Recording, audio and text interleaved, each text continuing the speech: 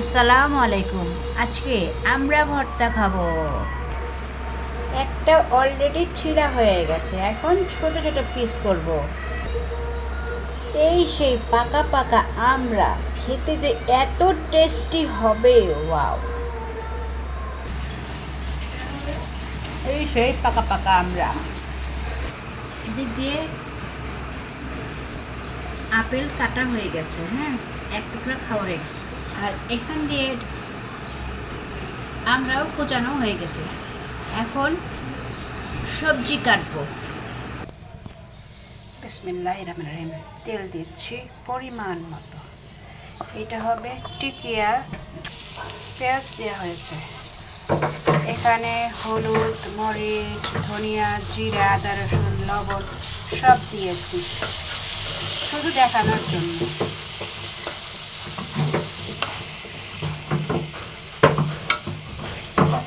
এখন একটুখানি গরম পানি দিয়ে দেবো। মশলা কষানো হয়ে গেছে, হ্যাঁ।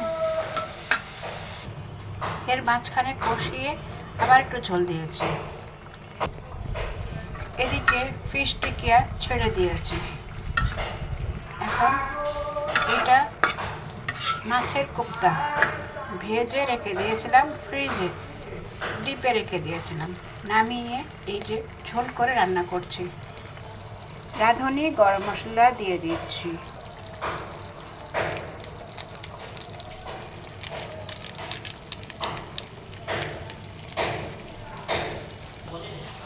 এর মাঝে একটা তেজপাতা ছোট ছোট পিস করে ছেড়ে দিয়েছি।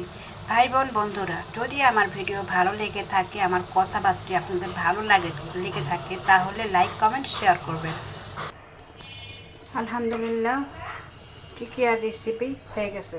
টিকিয়া কমপ্লিট রান্না করা হয়ে গেছে। শুটকি রান্না করবো আলু বেগুন দিয়ে, এই জন্য শুটকি আর পেঁয়াজ ছেড়ে দিয়েছি। ভাজা হচ্ছে, ভালো করে ভাজা হলে এখানে হলুদ মরিচ সব দিয়ে দেবো। হলুদ মরিচ দিয়ে ধইনা জিরা দিয়েছি। এখন নাড়ার পালা।